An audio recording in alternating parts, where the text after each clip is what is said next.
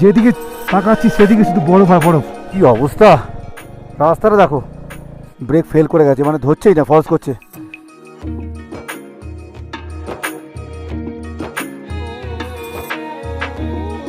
আর্মির ক্যাফে বসে এখন আলু পরোটা খাচ্ছি, দারুণ ব্যাপার। আস্তে আস্তে কিন্তু মেঘ ঘনিয়ে আসছে আবার। এখান থেকে আর দেখাচ্ছে 28 কিলোমিটার সেরাপাস। এটা কিন্তু ন্যাশনাল হাইওয়ে NH-13, আমরা এখন যেটা দিয়ে যাচ্ছি। কঠিন রাস্তা বেড়াতে চলেছি, যদি ব্ল্যাক আইস থাকে আমাদের ব্যাক করতে হবে। অসাধারণ অসাধারণ, দুর্ধর্ষ লাগছে, দুর্ধর্ষ। আর হচ্ছে সেরাপাসের সেই হচ্ছে বিখ্যাত গেট।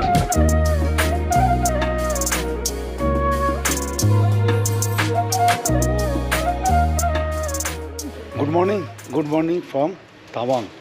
এখন হোটেলের সামনে দাঁড়িয়ে আছি আর গাড়ি পুরো রেডি।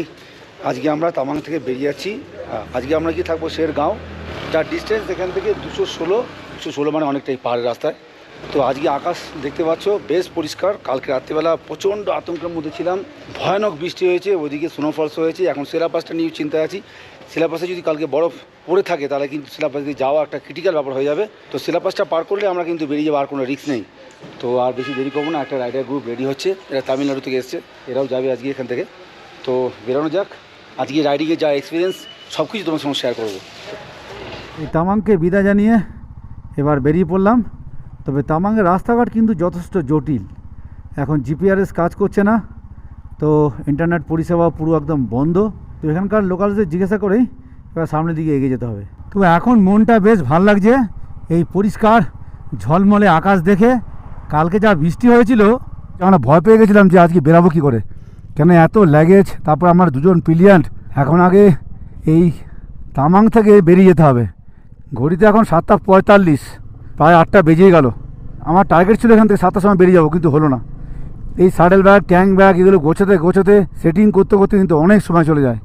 চলো এখানে এখন টান গাড়ি চালিয়ে নিচে নামবো। এই তামাংয়ের রাস্তা অনেক স্টিপ, কিন্তু যতটা স্টিপ রাস্তা পেরিয়ে আমরা উপরে উঠেছিলাম এখন ততটাই কিন্তু নিচে দিকে নামতে হবে। তো আমরা ভেবেছিলাম রূপাতে থাকবো, তো রূপা থাকলে হবে না, এই কারণে কালকে আমাদের সরাইঘাট এক্সপ্রেসে রিজার্ভেশন আছে হাওড়া যাওয়ার জন্যে। তো বাইকটা সরাইঘাট এক্সপ্রেসে পার্সেল বুকিং করার একটা ব্যাপার আছে, তাই জন্য আমরা একটু এগিয়ে থাকতে চাইছি। রূপাতে থাকলে আর ডিস্টেন্সে বেড়ে যাবে, দেখা যাক কতদূর পৌঁছতে পারি, ওয়েদারের উপর এখন নির্ভর করছে।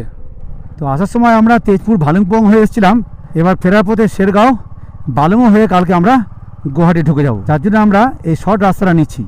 এটা হচ্ছে শর্ট রুট তামাং থেকে গুয়াহাটি যাওয়ার আর গুয়াহাটি থেকে তামাং আসার। এখানে দাঁড়িয়ে গেলাম, বাইকের পিছনে ব্রেক ধরছে না একদম। ইঞ্জিন ব্রেক ইউজ করেও নেমেছি, তা সত্ত্বেও কিন্তু ব্রেক ফেল করে গেছে, মানে ধরছেই না, ফলস করছে। ঠান্ডা জল মারলাম, এখন প্রচণ্ড হিট হয়ে গেছে। দেখি এবার কি হয়। স্টার্ট দিয়ে এবার আস্তে আস্তে নিচের দিকে নামি, ইঞ্জিন ব্রেকের উপর নির্ভর করে নামছি। 10 কিলোমিটার এখন এরম যেতে হবে, 10 কিলোমিটার। এখানে রাস্তাঘাটে কিন্তু সেরকম বাইকের কোনো দোকান দেখলাম না, বাইক মেনটেন্যান্সের দোকান কিন্তু সেরকম কিন্তু চোখে পড়লো না। ডিস্ক ব্রেকে জলটা মারলাম, এবার ব্রেকটা ধরছে। 8:22 হয়ে গেল ঘড়িতে, আমরা তামাং থেকে নিচে নামতেই পারলাম না। এটা কিন্তু ন্যাশনাল হাইওয়ে NH-13, আমরা এখন যেটা দিয়ে যাচ্ছি। ওই উপর থেকে নিচে নেমে আসলাম, একটা সুন্দর ঝর্ণা আসছে দেখো, সুন্দর একটু দাঁড়িয়ে যায়। দাঁড়ো, আসার সময় কিন্তু এত জলের ফোর্স ছিল না এই ফলসের, কেননা কালকে বৃষ্টি হয়েছে, উপরে বরফ পড়েছে। এখন দেখো দারুণ লাগছে কিন্তু। চলো বেরোনো যায় এখান থেকে। কি খতরনাক দেখো ল্যান্ডস্লাইড হয়েছে, রে বাপ রে বাপ। তো আমরা যে রাস্তায় যাচ্ছি এই রাস্তায় কিন্তু জাং ওয়াটার ফলস পড়বে, মানে এই রাস্তা থেকে বাঁ দিকে ঢুকে যেতে হবে। আসার সময় ডান দিকে পড়েছিল, তো আমাদের সময় ছিল না বলে আমরা যাইনি। এখান থেকে আর জাং দেখাচ্ছে 15 কিলোমিটার। তো তামাং থেকে জাংয়ের দূরত্ব ওই 40 থেকে 45 কিলোমিটার মতো হবে, এখন আর 15 কিলোমিটার যেতে হবে। এবার রাস্তাগুলো বেশ ভালোই পাচ্ছি, এরকম থাকলে কোনো চিন্তা নেই।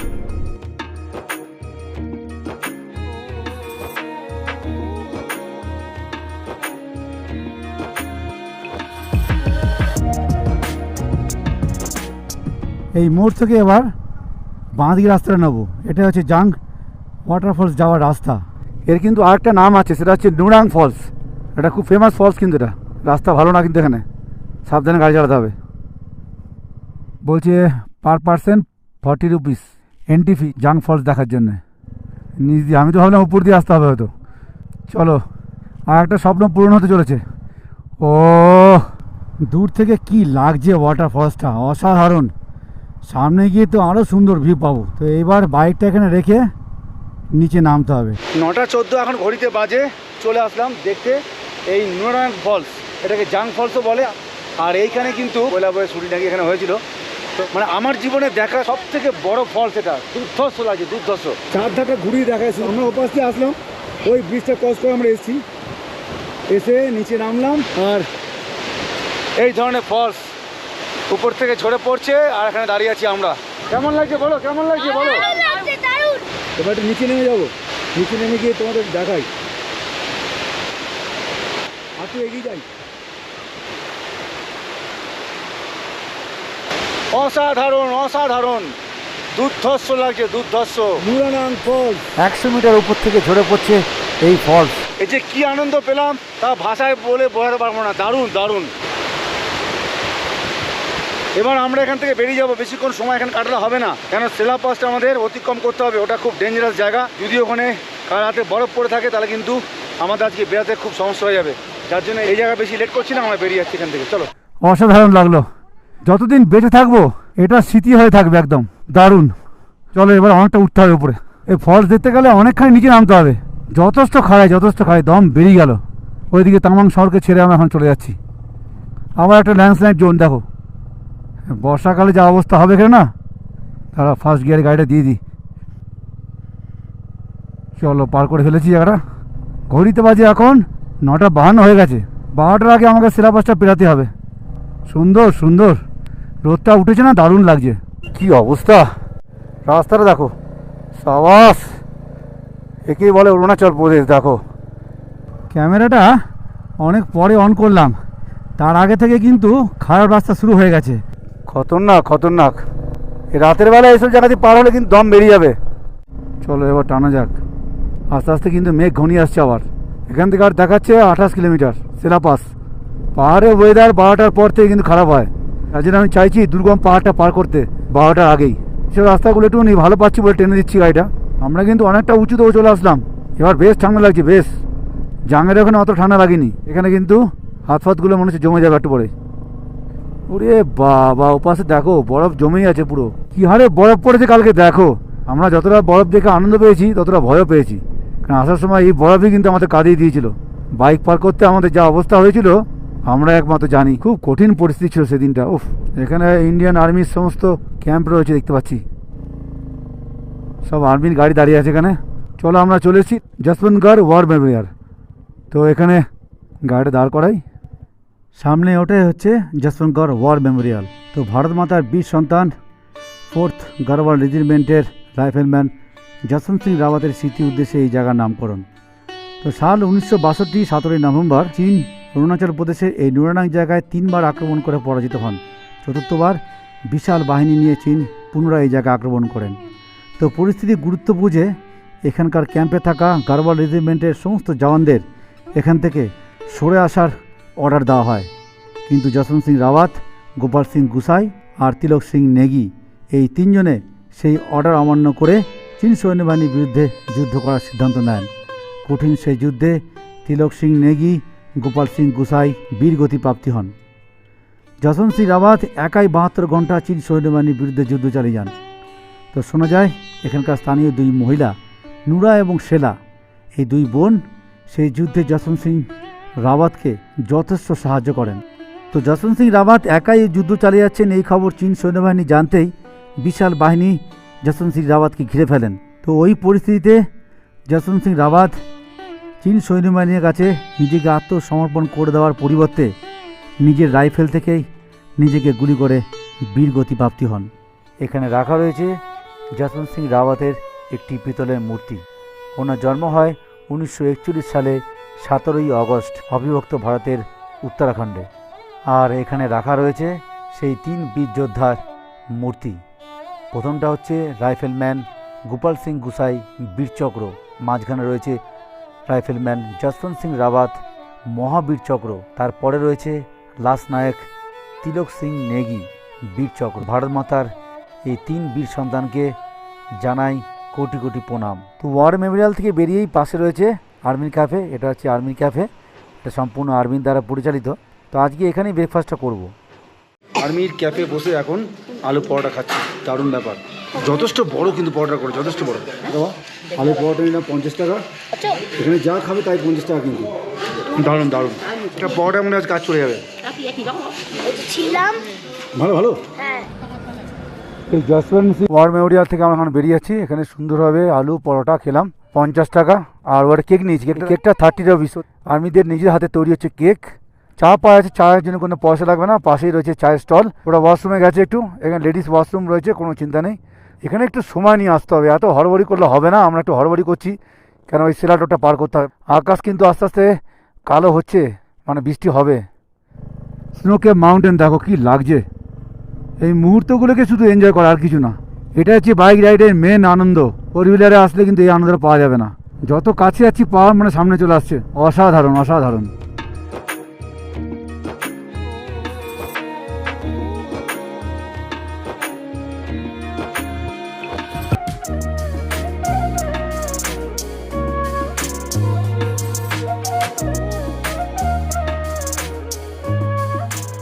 শিলাপাস হচ্ছে স্টেট দেখাচ্ছে 7 কিলোমিটার, আর দিরাং হচ্ছে 61।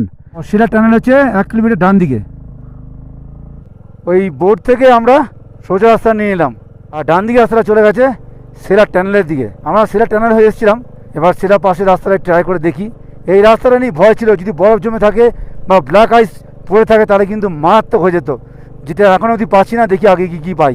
কঠিন রাস্তা পেরোতে চলেছি, যদি ব্ল্যাক আইস থাকে আমাদের ব্যাক করতে হবে। তো মনে হচ্ছে ব্ল্যাক আইস পাবো। কি হাওয়া দিচ্ছে, ফেলে দেবে তো রে ভাই, ফেলে দেবে এমন হাওয়া দিচ্ছে। এখন এখান থেকে 3-4 কিলোমিটার হবে। দেখো শিলা পাশের রাস্তা দেখো। পৌঁছালাম শিলা লেক। এই হচ্ছে শিলা লেক। ভেবেছিলাম এখানে আসতে পারবো না, আসার সময়তে রাস্তাতে আসতে পারিনি। এখন জানি না আগের রাস্তা কতটা ক্লিয়ার আছে। এই হচ্ছে শিলা লেক, পুরো বরফ জমে আছে।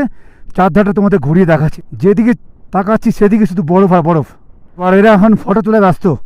দারুণ দারুণ দারুণ। চলো এখানে একটু স্টিল ফটো তুলে বেরাবো। দেরি করবো না, কেন আকাশ কালো হচ্ছে আস্তে আস্তে, কিন্তু বৃষ্টি হবে। ওই হচ্ছে সেরা পাশে গেট, হ্যাঁ ওই অবধি আমরা যাবো, তারপর দেখা যাক কী হয়। পুরো ব্ল্যাক আইস জমে আছে এখানে, না করছে অনেকে যেতে, মন মানছে না। তাও একবার গিয়ে দেখি, ট্রাই করি, যা হওয়ার হবে। হর হর মহাদেব।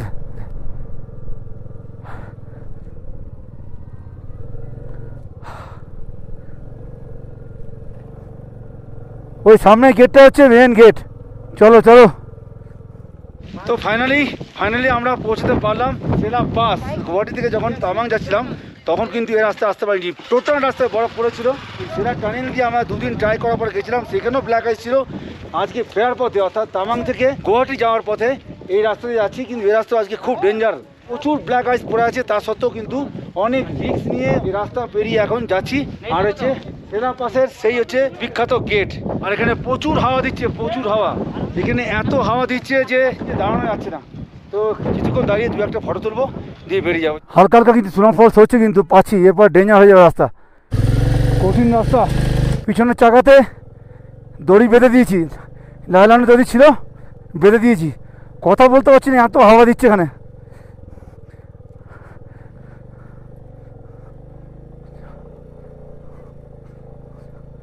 সাবাস সাবাস, চলো পেরিয়ে গেছি এই রাস্তাটা। এইখানটা একটু দাঁড়িয়ে গেলাম। এই উপর থেকে শিলা পাসের ভিউটা দেখো। এই জিগজ্যাগ রোডটা এই রাস্তা দিয়ে আসলে একমাত্র এত সুন্দরভাবে দেখা যাবে, দারুণ লাগছে দারুণ। এবার এত রাস্তা পেরিয়ে নিচে নামবো, আর কোনো চিন্তা নেই। ঠাকুর আমাদের অনেক সহায় ছিল আজকে, তার কারণ হচ্ছে বৃষ্টি পড়েনি। যদি বৃষ্টি পড়তো তাহলে এই জায়গাটা পার করা যেত না, তার কারণ হচ্ছে বৃষ্টির জলে আরও বেশি স্লিপারি হয়ে যায়, যেটা আজকে হয়নি, যার জন্য পার করতে পারলাম। এখন সোজা চালিয়ে নিচে নামবো। এখন যে মোড়টা আসলাম, এই সোজা রাস্তা চলে যাচ্ছে শিলা টানেল। এই রাস্তা দিয়ে সোজা চলে গেছে শিলা টানেল, আর এই রাস্তাটা চলে গেছে, এটা হচ্ছে শিলা পাস। দুটো রাস্তা এখান থেকে ভাগ হয়ে যাচ্ছে। তাই এখানটা দেখিয়ে দিলাম। আমরা যখন গুয়াহাটি থেকে তামাং যাচ্ছিলাম তখন আমরা এই রাস্তা দিয়ে গেছি, কারণ এই রাস্তা সম্পূর্ণ বন্ধ ছিল, আজকেও বন্ধ ছিল। আমরা অনেক রিস্ক নিয়ে নেমে এসেছি। দেখা যাচ্ছে এখানে বোমডিলা এখন 104। এদিক থেকে আর্মিরা যেতে দিচ্ছে না, আটকে দিয়েছে রাস্তা। যা হোক আমরা পার করে চলে এসেছি, যা স্বপ্ন ছিল সব পূরণ করে যাচ্ছি আজকে। বেশ ভালো লাগছে। এরপরে আসবে বৈশাখী।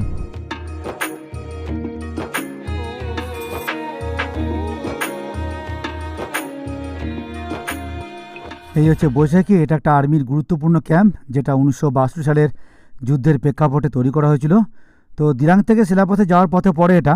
এখানে দাঁড়িয়ে অনেকে রেস্ট ফেস্ট নেয়, একটু চা ফা খায়, চাঁদের দোকানপাট আছে, ফটো তোলে। তো আমরা এখানে দাঁড়াচ্ছি না, এখান থেকে বেরিয়ে যাচ্ছি এবার। তো আমরা গুয়াহাটি থেকে তামাং যাওয়ার পথে কিন্তু দিরাংয়ের 2 দিন ছিলাম, তা সত্ত্বেও কিন্তু বৃষ্টির জন্য কিছু দেখতে পাইনি। তাই ভাবছি আজকে দিরাং মনেস্ট্রিটা দেখবো। ওটা খুব বড় মনেস্ট্রি, তার সঙ্গে শান্তি ভ্যালি আর মান্ডালা টপ দুটো আছে। তো মান্ডালা টপ দেখা হবে না, শান্তি ভ্যালিটা দেখা হবে কিনা বলতে পারছি না, তবে দিরাং মনেস্ট্রিটা দেখার চেষ্টা করব। এবার সময়ের ওপর নির্ভর করছে, বৃষ্টি এখনও পড়েনি, সুন্দর আকাশ, এরকম থাকলে আজকে জার্নিটা কিন্তু দারুণ হয়ে যাবে।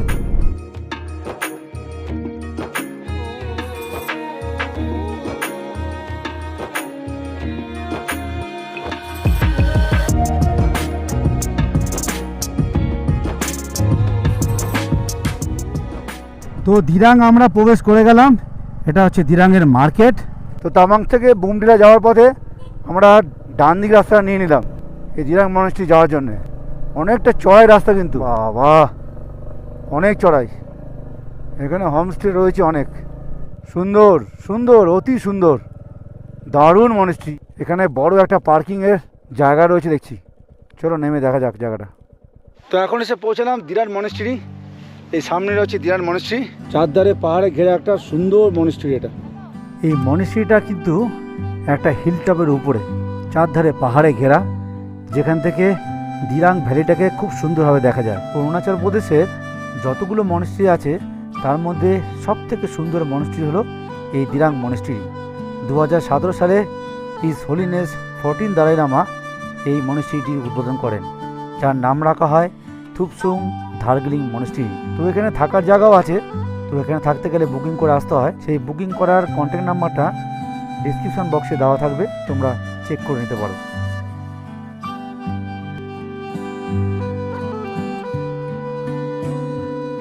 এত সুন্দর একটা মনেস্ট্রি আমি জীবনে প্রথম দেখলাম। এত বড় জায়গা নিয়ে ভিতরে ফটোগ্রাফি করলাম না, শান্তির জায়গা যেখানে আর ফটোগ্রাফি করলাম না। চলো এবার এখান থেকে বেরোনো যাক। দুপুরে লাঞ্চ করা হয়নি, এবার দুপুরে লাঞ্চটা করতে হবে। তো দিরাঙে কোনো একটা জায়গায় গিয়ে এবার দুপুরে লাঞ্চটা করবো। পপ্পু টাটা, লজ্জা পাচ্ছে। এই দিরাং মনেস্ট্রি দেখে নেমে যাচ্ছি। অনেক গড়ান, এবার নিচে মার্কেট রয়েছে, দেখি মার্কেটে গিয়ে কী পাওয়া যায় এবার। দিরাঙে সেরকম কিন্তু হোটেল পেলাম না, খাওয়া দাওয়া আছে ওদিকে, আর খোঁজার মতো ক্ষমতা নেই। এই যে খাওয়া দাওয়া হচ্ছে এখন 100 টাকা করে ভেজ থালি, পাঁপড়, ডাল, এটা কি একটা সবজি দিয়েছে, আলুর তরকারি। ঠিকই আছে, এখন পেট পূজাকে হোক ওরকম খাওয়ার। কিন্তু হোটেলটা পরে দেখাচ্ছি, ছোটো হোটেল, দাঁড়িয়ে একদম। এই যে হোটেল মা কালী, হোটেল মা কালী, এখানে খেয়ে নিলাম। এবার নিচে নামবো। এই নিচে নেমে যেদিকে মনেস্ট্রি দেখতে গেলাম, ওই মনেস্ট্রি থেকে বেরিয়ে সোজা রাস্তা হচ্ছে শান্তি ভ্যালি। এই ডান দিকে ঢুকবো আমরা, ডান দিকে ঢুকবো, আর বাঁ দিকে হচ্ছে মনেস্ট্রি। শান্তি ভ্যালির জন্য এখন আমাদের নিচে নামতে হচ্ছে, একদম নিচে। ভ্যালি তো নিচে হবেই, আমরা উপরে ছিলাম। তবে এই রাস্তায় কিন্তু প্রচুর হোটেল বা হোমস্টে দেখতে পাচ্ছি, অনেক আছে, অনেক থাকার জায়গা দারুণ। ওই রাস্তা দিয়ে এসে আমরা লেফট টার্ন নিলাম, ছোটো রাস্তায় এসে লেফট টার্ন নিলাম। এত বড় একটা ব্রিজ, ব্রিজটা পেরিয়ে এবার ডান দিকে রাস্তা নিতে হবে সোজা একদম। আমরা যে মোড় থেকে ঘুরলাম, ওই মোড় থেকে শান্তি ভ্যালির দূরত্ব হচ্ছে 12 কিলোমিটার। একদম নিচু রাস্তা দিয়ে এসে এখন এই সোজা রাস্তা যাচ্ছি। একটা ব্রিজ ক্রস করতে হচ্ছে, এই তো এই ব্রিজটা পার করতে হবে মনে হচ্ছে। সামনে ওর ব্রিজটা ক্রস করে ওই দিক দিয়ে ঘুরে ঘুরে এই নিচে নামতে হবে। তো অনেকটা সময় লাগবে বলে আমরা নিচে গেলাম না, এখান থেকে দেখে নিলাম। পূর্ব হিমালয়ের পাদদেশে অবস্থিত এই শান্তি ভ্যালি, আর পাশ দিয়ে বয়ে গেছে শান্তি নদী, যার থেকে এই জায়গার নাম হয়েছে শান্তি ভ্যালি। খুব সুন্দর একটা জায়গা। তো দিরাং থেকে তামাং যাওয়ার পথে এখানে নাইট স্টে করলে কিন্তু দারুণ লাগবে। তো এখানে রিসোর্টের সংখ্যা কিন্তু অনেক কম, হাতে গোনার মতন। এখানে আসলে বুক করে আসাটা কিন্তু বুদ্ধিমানের কাজ হবে। এবার আমরা সোজা গিয়ে উঠবো, NH13-এ উঠবো, ওখান থেকে সোজা এবার বোমডিলা, রূপা, তা না হলে শেরগাঁও, এই তিনটে যে কোনো একটা জায়গার মধ্যে নাইট স্টে করবো। আগে বোমডিলা গিয়ে পৌঁছাই, তারপর চিন্তা ভাবনা করবো কোথায় থাকবো। কারণ শহরটা প্রায় ক্রস করে চলে এসেছি। এখন রাস্তাটা শুধু দেখো, দুর্ধর্ষ রাস্তা। এই দিরাঙের মোটামুটি 10-12-13 কিলোমিটার রাস্তা কিন্তু যথেষ্ট ন্যারো, মানে ছোট রাস্তা, আর রাস্তাও কিন্তু ভালো না। তো ওইসব রাস্তায় কিন্তু রাতেরবেলা আসা একটু রিস্ক হয়ে যাবে।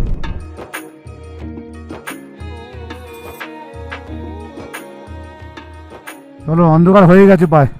এই মোড়টা এসে দাঁড়িয়ে গেলাম। ওই রাস্তা আসার পর এই একটা রাস্তা ভাগ হচ্ছে, সোজা চলে যাচ্ছে তেজপুর বালেমেও দিক যাওয়া যায় বাইপাস হয়ে, কিন্তু যেহেতু আমরা রূপা শেরগাঁও হয়ে যাব, আমরা এই মোড় থেকে ডান দিক রাস্তা নিয়ে নিচ্ছি। এই ডান দিক রাস্তা নিয়ে নিলাম। বাবা কি হাওয়া দিচ্ছে, কথাই বলা যাচ্ছে না। ঘড়িতে পায় এখন 5:58, 6টা বেরিয়ে গেল পায়। এই অরুণাচল প্রদেশের একটা জায়গা থেকে আরেকটা জায়গার ডিস্টেন্স তো দেখতে পাচ্ছ, বিশাল ডিস্টেন্স। আর সেই ডিস্টেন্সের মাঝখানে কোনো রকম কিন্তু বাড়ি ঘর দোকানপাট কিচ্ছু নেই, মানে কিছু হয়ে গেলে সাহায্য করার মতন কেউ নেই। আর পুরো রাস্তাটা কিন্তু স্টিপ, প্রচুর স্টিপ। মানে 3 কিলোমিটার রাস্তা যেতে অনেক সময় লেগে যাচ্ছে, অনেক সময়। এখন বোমডিলা আমরা পৌঁছেই গেলাম। আমরা বোমডিলা থাকছি না, বেরিয়ে যাচ্ছি রূপার দিকে। এখানে কারেন্টের বিরাট সমস্যা দেখছি, বারে দেখছি কারেন্ট যাচ্ছে। রাস্তাটা খুবই ছোট, যতটা পারছি এগিয়ে যাচ্ছি। এখান থেকে আধ ঘন্টা লাগবে রূপা যেতে। রূপা তো আগে পৌঁছাই। এখন যে মোড়টা এসে পৌঁছালাম, এই মোড় থেকে সোজা রাস্তা চলে যাচ্ছে ভালুকপং তেজপুর হয়ে গুয়াহাটি। আর এখান থেকে আমরা ডান দিয়ে রাস্তাটা নিয়ে নেবো। এই রাস্তাটা চলে যাচ্ছে রূপা শেরগাঁও বালমে হয়ে গুয়াহাটি।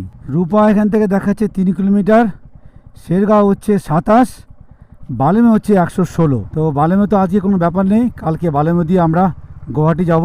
তো আজকে আমরা ডিসিশন নিলাম যে রূপা থাকছি না আমরা, আজকে কি আমরা থাকবো শেরগাঁও। এই রূপা ঢুকে গেছি। আর রূপা ঢুকতেই রূপা শহরটা কিন্তু অসাধারণ লাগছে।